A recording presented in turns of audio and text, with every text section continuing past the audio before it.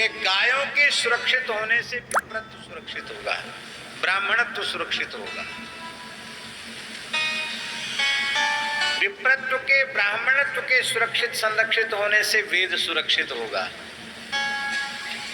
वेदों के सुरक्षित होने से ही इस धरती पर सदाचार की स्थापना हो सकेगी, क्योंकि वेदों खिलो धर्म मूलम, संपूर्ण धर्म का मूल वेद है। और वेद में क्या है?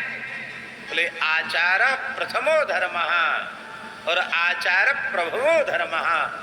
आचार से धर्म पैदा होता है और आचार प्रथम धर्म है। ब्रह्मचारी जी, लोग कहते हैं कि रावण अपने समय का वेदों का प्रकांड पंडित था। इतने बड़े वैदिक विद्वान रावण के पुतले आज तक जलाए जाते हैं। भाई इतना बड़ा वेदों का विद्वान था तो उसका पुतला तो नहीं जलाना चाहिए। क्यों जलाते हैं? वैदिक विद्वान होते हुए भी वो आचारहीन था। आचरण की शुचिता, आचरण की पवित्रता उसमें नहीं थी। आचरण की शुचिता के अभाव के कारण उसके पुतले जलाए जाते। वेद में लिखा है आचारहीनम न पुनन्ति वेदा। आचरणहीन को वेद पवित्र नहीं करते। भले ही 6 अंगों के साथ वेद को उसने कंठस्थ कर लिया हो, पर आचरणवान नहीं है तो उसको वेदों का ज्ञान पवित्र नहीं करेगा। तो बोले वो ज्ञान कहाँ चला जाएगा? मरते समय ज्ञान होगा तो मुक्ति हो जाएगी। बोले नहीं, ज्ञान मरते समय काम नहीं देगा। छंदांशेन मृत्यु काले त्यजंती। वेद की ऋचाएं मृत्यु के क्षण में उस आचरणहीन व्यक्ति का त्याग कर देती हैं। कैसे? जैसे पंख उग जाने पर पक्षी घोंसले को छोड़कर उड़ जाते हैं, उसका ज्ञान उसके शरीर को छोड़कर बाहर हो जाएगा। अपने किए हुए दुष्कर्मों का फल उसे भोगना पड़ेगा। तो वेद के नष्ट होने से सदाचार नष्ट हो जाएगा, और जब सदाचार नष्ट हो जाएगा, समाज में स्वेच्छाचारी, व्यभिचारी, दुराचारी पुरुष जब बढ़ जाएंगे तो इन नारियों का शरीर अपवित्र हो जाएगा, नारी देह पवित्र नहीं रह जाएगा। वेद में स्वामी जी लिखा है न स्वैरस्वैरिणी कुतः। इसका अर्थ क्या है? इसका अर्थ है स्वेच्छाचारी पुरुष ही स्वेच्छाचारिणी स्त्रियों को पैदा करते हैं। हाँ, हमें तो केवल उतने से ही प्रयोजन है, इसलिए हम उतना ही बोल रहे हैं।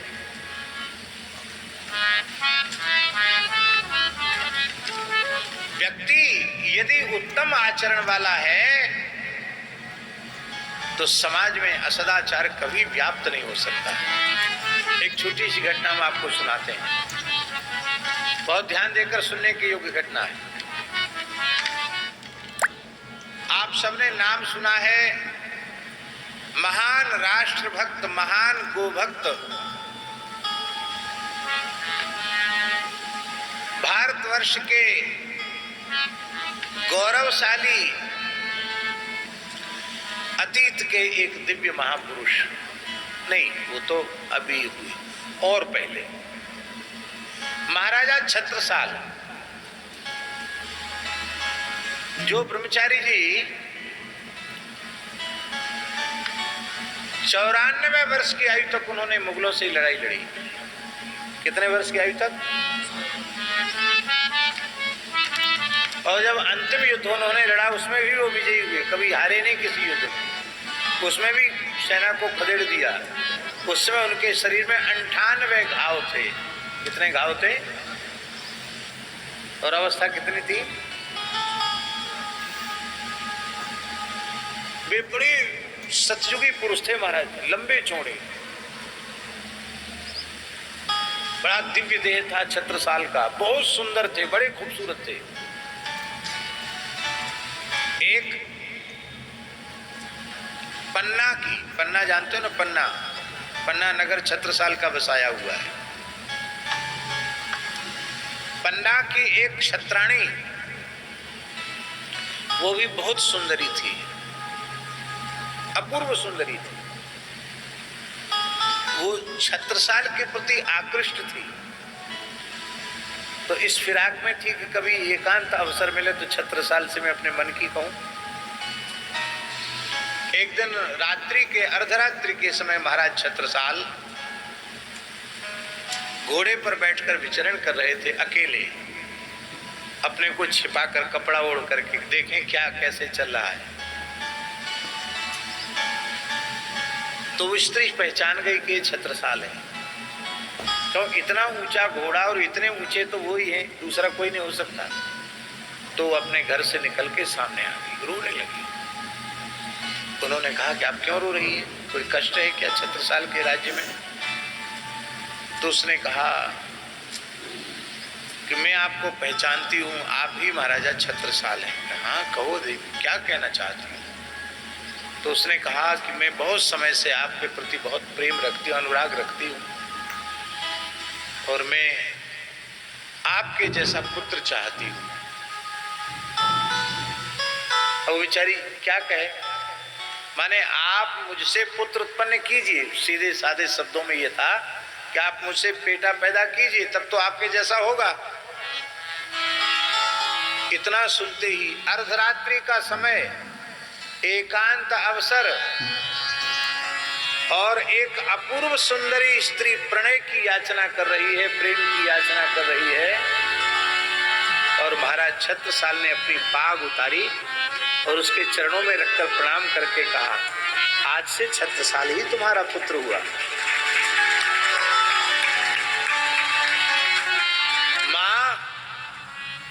माता अपने दोनों हाथ मेरे सिर पर रखकर आशीर्वाद दो।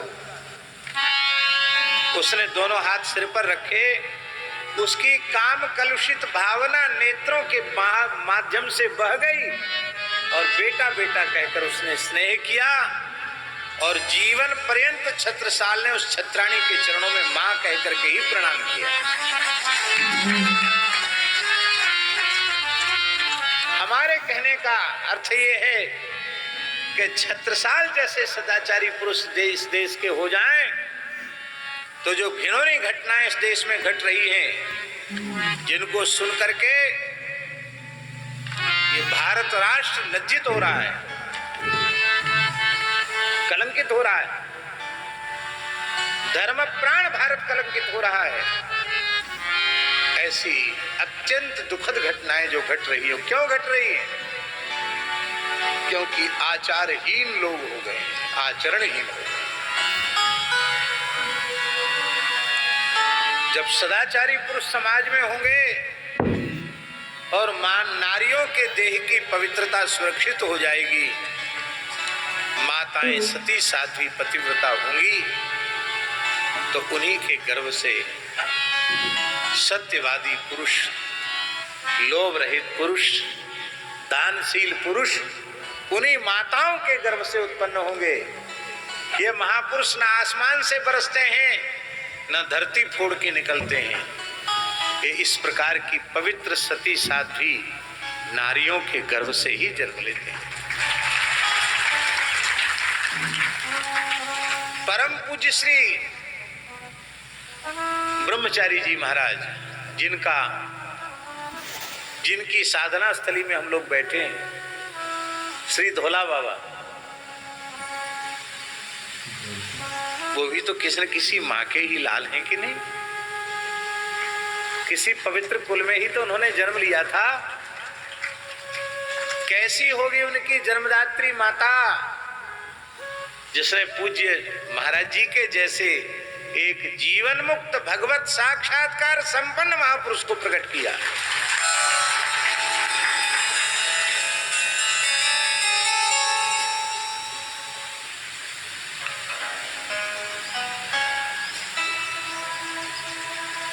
घर में अकिंचिंता थी,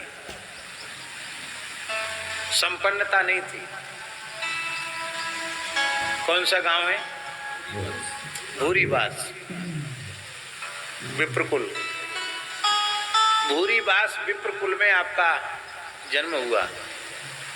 घर की परिस्थिति ऐसी थी तो आपको छोटी अवस्था में ही नौकरी करने के लिए जाना पड़ा कलकत्ता, और 20 वर्ष की आयु तक आपने नौकरी की।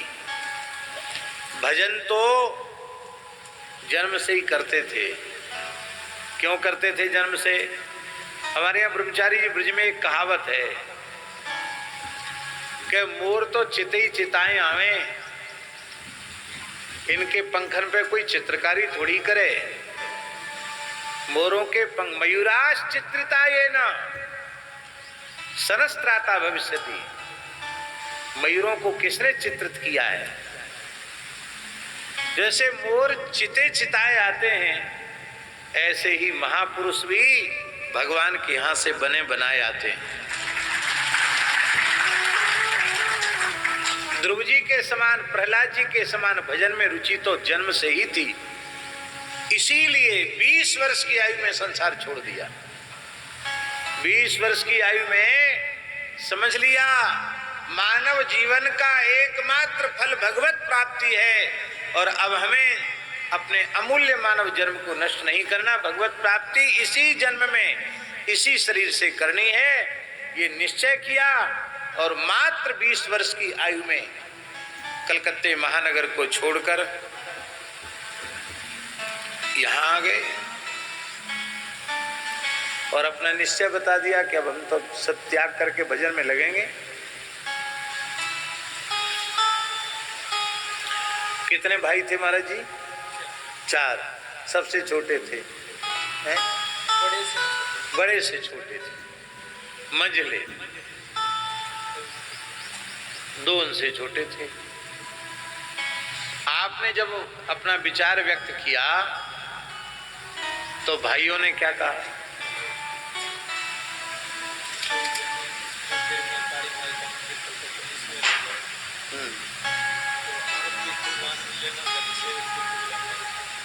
हाँ, तो भाइयों ने कहा कि आप कलकत्ते में काली माई के मंदिर में रह जाओ, कुछ पूजा पाठ करो तो खूब तुम भी आनंद लेना, धन कमाना और हमको भी देना धन। तो अभी हम कह रहे थे ना, लेन देन तो व्यवसाय है, उसमें तो उन्हें पढ़ना नहीं था, वो उन्होंने अस्वीकार कर दिया। फिर बड़े भाई ने कहा कि तुम साधु बन जाओगे और जगह जगह मांगोगे जाकर के, तो हमारी बड़ी बदनामी होगी, हमारे कुल परिवार की बदनामी। बताओ, भिखारी हो गया, जगह जगह मांगता, भीख मांगता डोल रहा है। तब आपने कहा कि जीवन पर्यंत मैं अयाचित वृत्ति से रहूंगा, कभी किसी के सामने हाथ नहीं पसारूंगा। इसका निश्चय किया। फिर उन्होंने कहा कि अभी तो कोई बात नहीं, हाल फूल में बाबा जी बन जाओगे, बाद में फिर कोई आफत विपत्ति आई तो फिर घर में घुसोगे, देख लो, सोच विचार कर लो। तब आपने कहा कि मैं एक बार संसार से निकलने के बाद लौट करके संसार की ओर नहीं देखूंगा।